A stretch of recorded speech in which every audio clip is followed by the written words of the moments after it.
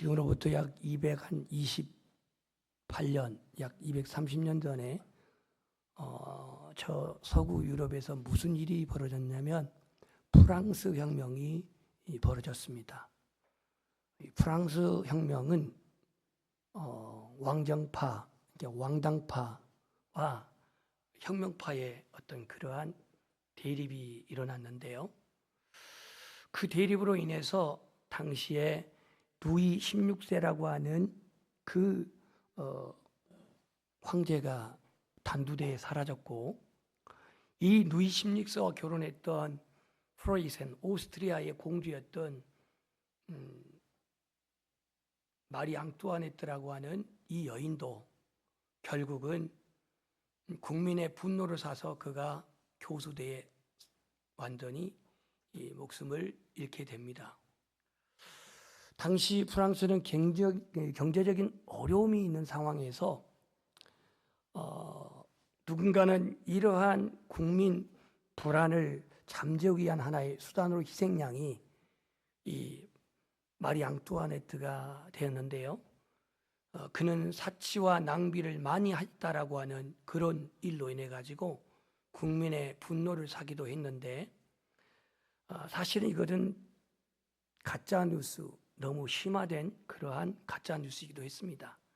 물론 낭비가 있었던 것은 사실입니다. 왜냐하면 이 루이 16세라고 하는 남편 황제의 사랑을, 관심을 받지 못했던 이 오스트리아 공주는 그 자체가 우울했고 그 자체가 불행이었습니다. 그래서 그는 다른 것으로 대리만족을 했던 그런 왕후였는데, 사실이 증명되지 않으면 빵이 없으면 케이크를 먹으라 하는 이런 말도 이 황후가 했다 해가지고 결국은 그는 오스트리아와 내통했다고 하는 그러한 국가반역죄를 뒤집어 씌워가지고 결국은 교수대가 아니라 완전히 참수를 당했던 것을 알 수 있습니다. 한마디로 말하면 마리 앙뚜아네트는 인민재판을 받은 겁니다. 오늘 본문에 나와 있는 예수님은 물론 그 재판하고는 성격이 다르지만 공통점을 찾는다고 한다면 예수님 또한 인민재판을 받았다는 사실입니다. 분명히 정치적으로 오늘 이 빌라도는 무죄를 선언했고, 심지어 유대인이 세운 왕 헤롯 왕도 무죄를 선언했는데, 그럼에도 불구하고 오늘 예수님이 십자가에서 그 잔혹한 십자가 처형을 당한 것은 그야말로 이 군중들, 성난 군중들의 이러한 민중재판에 의해서 그렇게 십자가에 내몰려졌던 것을 알 수 있습니다. 물론 이 민중들을 선동하고 이 민중들을 사주하고 이 민중들을 이용했던 사람들이 유대의 지도자들이었고 대제사장이었고 서기관 바리새인들이었다는 사실을 성경은 또한 기록하고 있습니다. 이제 고난주간을 우리가 맞이해서 이 말씀을 통해서 예수님이 왜 이 십자가에 갔는가, 오늘 주님 가신 길이라고 하는 이 주제의 말씀을 전할 때에 주님 세미한 음성이 여러분에게 들려지기를 축복합니다. 오늘 빌라도는 법적인 절차대로 재판을 했습니다. 그러니까 체포를 당한 예수, 고소를 당한 예수, 법대로 신문했고 법대로 판결을 합니다. 여러분, 법정에서 판사가 마지막 피고를 그렇게 판결할 때 뭔가 읽죠? 이걸 뭐라고 그래요? 주문은 이제 선고한 거고 판결문이라고 아시죠? 판결문. 이 판결문을 판사가 써갖고 와요. 그래가지고 누가 들어봐도 납득이 될 수 있도록 판결문을 써가지고 읽어줍니다. 그리고 선고를 내리는 거죠. 주문할 때는 이제 선고를 내리는 거죠. 근데 오늘 여기서도 빌라도가 구체적으로 말을 합니다. 너희들이 고소한 예수가 민중을 미혹하게 했고 세금을 내지 말라고 했고 그런 죄로 고발을 했는데 내가 다 조사해 보니 혐의가 없고 죄를 찾지 못했다. 그러니 나는 이에게 무죄 선언을 내리겠다. 이렇게 지금 말하고 있는 겁니다. 그러니까 예수님은 정치적으로 볼 때 죄가 없었다는 얘기예요. 그러면서 적어도 두 사람의 증인이 되어져야 이것도 효력이 있기 때문에 나만 그런 게 아니라 헤롯도 그렇게 무죄로 판결하지 않았냐. 이게 15절에 나와 있는 것. 헤롯이 또한 그렇게 하여 그를 우리에게로 도로 보냈도다. 무죄 선언하고 보냈도다. 나도 그렇거니와 헤롯도 보는 관점에서 너희들이 고소한 고소, 백성들을 미혹하게 하고 세금을 반대하게 하고 자칭 왕이 되어져서 로마 황제의 반역을 꾀한 그러한 혐의가 없다. 그런 죄가 없다. 그래서 무죄 이렇게 선언을 한 겁니다. 예, 너무 때리지 말라고 그러네. 예민해가지고. 자, 그런데요, 무죄 선언을 쓰면 되는데 16절 말씀 한번 보세요. 뭐라고 빌라도가 말하는지 한번 읽어봅시다. 시작. 그러므로 때려서 놓겠노라. 아니, 무죄면 무죄지. 때려서 놓겠다라고 한 것은 뭔 의도입니까? 이땐 때려서 놓는다는 것은 태장인데요, 태장. 그러면 태장은 죄가 있는 사람이 때립니까? 무고한 사람이 때립니까? 죄가 있는 사람에게 때리는 거예요. 왜? 말로는 무죄라고 선언했고 내가 매를 몇 대 때려서 그냥 석방하겠다라고 말하는 이 의도는 뭐냐 이거예요. 그러니까 이 빌라도는 다분히 백성들을 의식했고 지금 아주 그냥 잡아먹을 듯이 예수를 십자가에 못 박아라 아우성치는 이 사람들의 어떠한 반감, 그러니까 예수에 대한 그런 어떤 미움과 증오를 좀 달래고 이 애매한 재판을, 이 까다로운 재판을 어떻게 하면 효과적으로 끝내볼까 해서 하나의 절충안을 제시한 것이 몇 대 때려서 내가 석방했다. 이렇게 말했습니다. 빌라도는 지조가 있나요, 없나요? 지조가 없어. 우유부단해. 지도자들 중에서 이런 형의 지도자가 있습니다.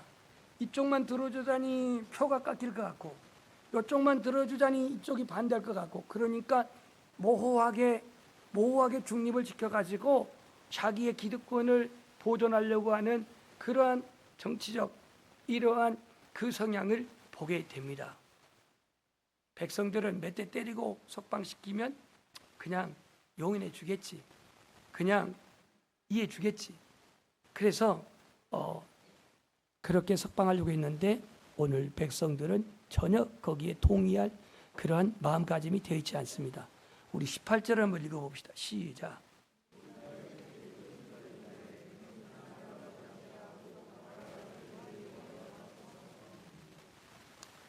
무리가 일제히 소리질러 이르되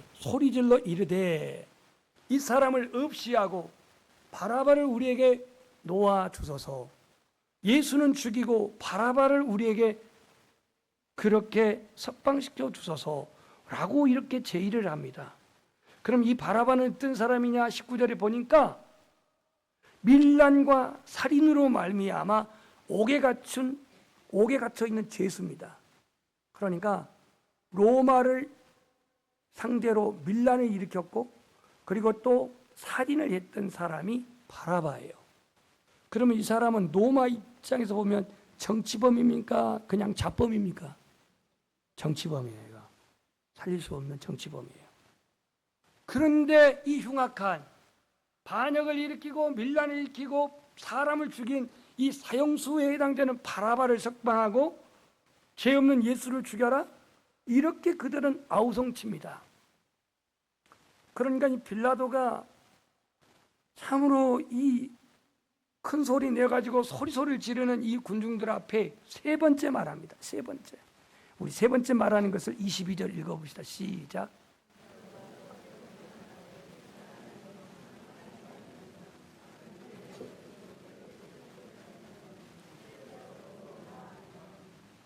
난 이 사람에게서 악한 일, 죽일 만한 일, 사형을 당할 그런 일은 찾지 못하였으니 그냥 맺다 때려서 놓겠다. 이렇게 말을 합니다. 지금 백성들하고 무리들하고 흥정을 하는 건지. 그러니까 그들이 그럴 수가 없어 큰 소리 외쳐 재촉하여 십자가에 못 박기를 구하니 그들의 소리가 이긴지라 그랬어요. 이때부터 교통사고 나면 소리 큰 사람이 장땡이야. 근데 요즘은 안 통해요. 전부 다 카메라가 있고 찍혀있는 증거 사진이 있기 때문에 어쩔 수 없어요. 소리를 지릅니다. 그럼 이 소리를 지르는 백성들, 죄송해요. 이거 소리가 여기 잡으면 소리를 지르는 이 백성들은 도대체 왜 예수를 이렇게 죽이라고 아우성치는가? 마태복음 27장 20절에 보면요, 어떻게 기록되어 있냐면 이렇게 기록되어 있어요. 대제사장들과 장로들이, 지도자들이, 종교 지도자들이 무리를 권하여, 백성들 여기에 지금 성난 무리들을 권하여 바라바를 달라고 하게 사주했어요. 바라바를 석방시켜 달라고 사주해서 달라 하게 하고 예수를 죽이고자 하게 하였다 그랬어요.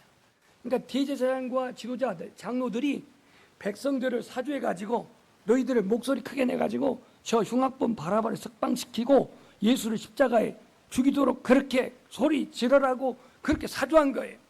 그래서 이 무지한 백성들, 이 철없는 백성들은 그 장로들과 대제사장들의 그러한 말에 부안해동하여서 십자가에 죽여라 죽여라 그렇게 소리를 지릅니다. 대중 심리에 의했던 그렇게 소리를 냅니다. 이에 대해서 예레미야 4장 22절에 이런 말씀이 있습니다. 내 백성은 나를 알지 못하는 어리석은 자요 지각이 없는 미련한 자식이라. 악을 행하기에는 지각이 있으나 선을 행하기에는 무지하도다 그랬어요. 무지하도다. 백성들이 무지해가지고 지도자들에 의해서 부안해동해서 예수를 십자가에 못 박이라고 계속 아우성치는 겁니다. 무지한 백성들, 예수님을 죽이고 살인자인 바라바를 석방시켜라. 특히 6월절 같은 명절에는 죄수 한 명을 특별 사면하는 그러한 경향이 있었는데 그 사면에 바로 이 바라바, 가장 악질이고 가장 정치범으로 그 살인, 밀란을 행한 이 사람을 석방하라는 겁니다. 생명을 빼앗은 자 바라바를 석방시키고 우리에게 생명을 주시는 자 예수 그리스도를 지금 거절하고 있어요. 죽이라는 거예요. 우리에게는 이런 죄가 없을까? 여러분들은 예수 그리스도만 선택하기를 소망합니다. 그럼에도 불구하고 오늘 이 시대에는 무기력한 예수, 힘없는 예수, 반항하지 않는 예수, 대꾸하지 않는 예수, 변론하지 않는 예수, 이를 그냥 무기력하게 취급하고 군중들의 지도자도 되지도 아니한 밀란을 꾸미고 살인행한 바라바를 선택합니다. 바라바를.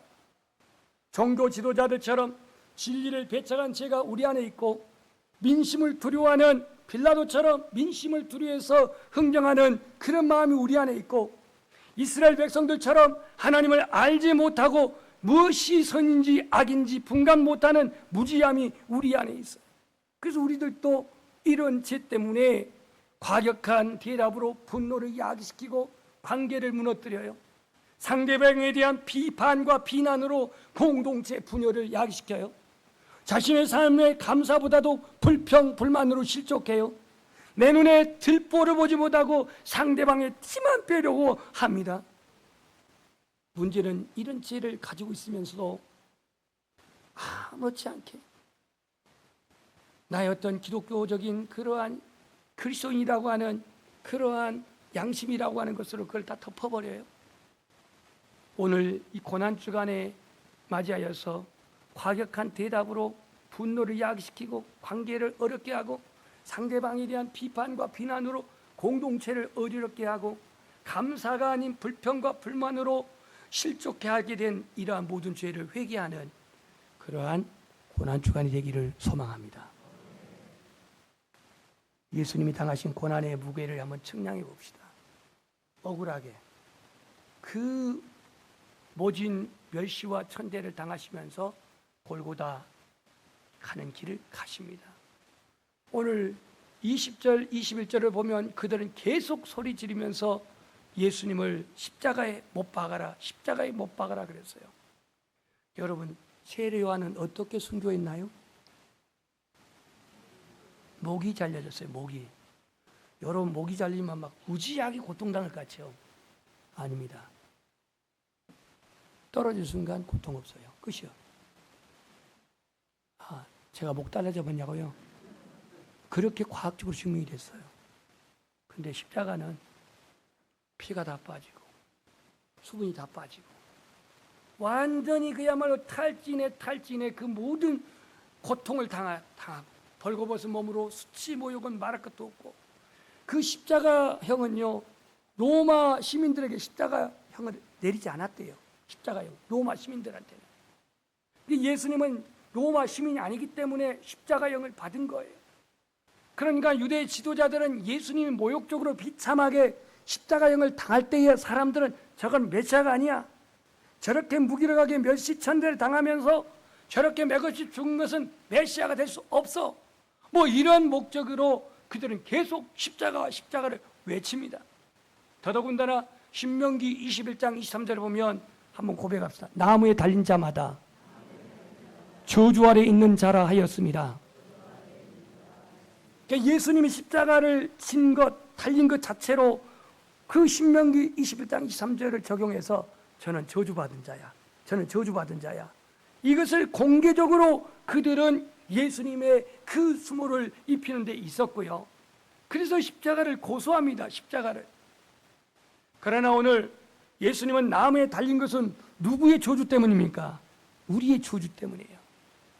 우리 율법의 저주에서 죽었다 깨나도 벗어날 수 없는 우리의 저주를 대신 주님이 감당하셨기 때문에 나무에 달려서 주님은 나 대신해서 저주를 받으신 줄 믿습니다. 여러분에게 예수님은 누구십니까? 여러분에게 예수님은 누구십니까? 자기 죄 때문에 십자가에 죽어야 할 죄수였던 것이 예수님입니까? 자기 죄 때문에 십자가에 당연히 죽어야 할 죄수였습니까? 예수님이? 좌우의 강도들하고 같이 죽음을 당해서 예수님도 동일한 자기 죄 때문에 십자가에 죽은 예수입니까? 아니면 나와 여러분의 죄 때문에 하나님의 저주를 받고 속죄하실 분으로 하나님 보내신 구원자이십니까? 오늘 배운 예수님은 백성들의 그 요구에 의해서 결국 사형 선고를 당하게 되는데 24절을 보면은 이에 빌라도가 그들이 구하는 대로 하기를 언도하고 그들이 요구하는 자 곧 밀란과 살인으로 말미암아 옥에 갇힌 자를 놓아주고 예수는 넘겨주어 그들의 뜻대로 하게 하니라 그랬습니다. 하게 하니라. 여러분, 이 빌라도의 그 부인께서 이 재판했을 때에 간밤에 꿈꾼 내용이 뭐였냐면 저 옳은 사람에게 아무 상관하지 말아라 그랬어요. 그러니까 그 꿈이 너무나도 보통 꿈이 아니어서 이 빌라도의 부인께서 빌라도에게 그 사람 그 옳은 사람에게 아무 상관도 하지 말라, 그러니까 사형 선고 이런 거 내리지 마라, 이렇게 말한 거예요. 그래서 그런 말도 들었고 부담이 이만저만이 아닌데 백성의 소리가 너무 커가지고 결국은 백성들의 요구대로 예수님을 십자가에 내어주신 거예요. 자, 여러분, 예수님께서 죽으신 것은 바라바를 대신해서 죽은 게 아니에요. 바라바는 예수님이 죽었기 때문에 그가 대신 사면을 받아서 나왔지만 예수님이 죽은 것은 바라바 한 사람하고 목숨 바꾼 게 아니에요. 예수님의 죽음은 하나님의 구원의 계획을 완성하기 위한 죽음이었어요. 백성들은 소리 지르면서 요한복음 19장 19절에 보면 12절에 보면 이 사람을 석방하면 놓으면 가이사의 충신이 아닙니다. 이 사람을 놓으면 가이사의 충신이 아닙니다. 이렇게까지 소리 지르고 그 다음에 15절에 보면은 요한복음 19장 15절에 가이사 외에는 우리에게 왕이 없습니다 라고 또 이렇게 백성들을 말을 합니다.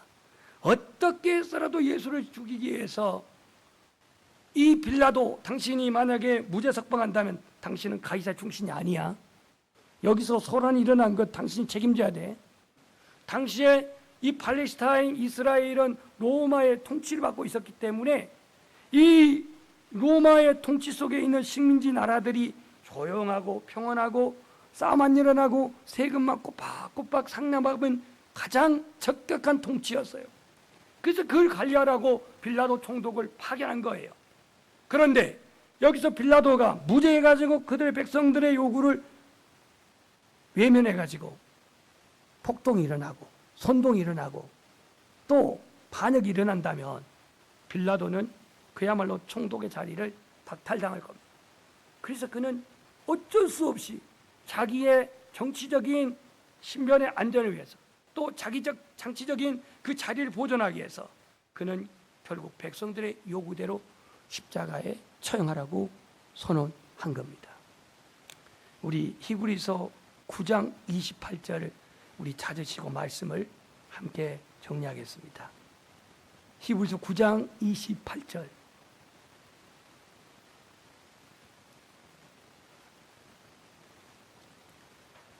히브리서를 혹시 구약 성경에서 찾고 계신 분이 있다면 회개하시기를 바랍니다.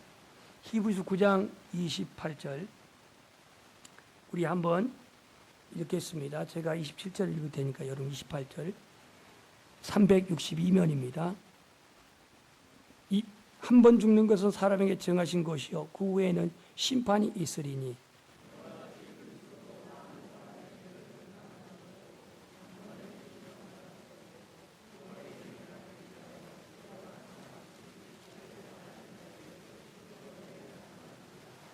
아멘. 그리스도도 많은 사람의 죄를 담당하시려고 단번에 들이신 바 되었고 우리로 말미암아 구원에 이르게 하기 위하여 죄와 상관없이 자기를 바라는 예수님의 재림을 기다리는 예수님의 구원자로서 재림의 주님을 기다리는 자들에게 두 번째 나타나시리라.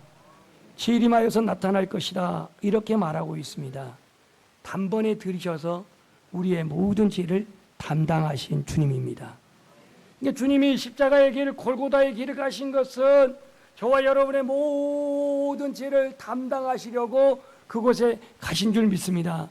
이사야 53장에 보면 우리의 질고를 대신 지셨고 우리의 슬픔을 대신 당하셨고 그의 찔림은 우리의 허물 때문이고 그가 상함은 우리의 죄 때문이라고 고백하고 있습니다.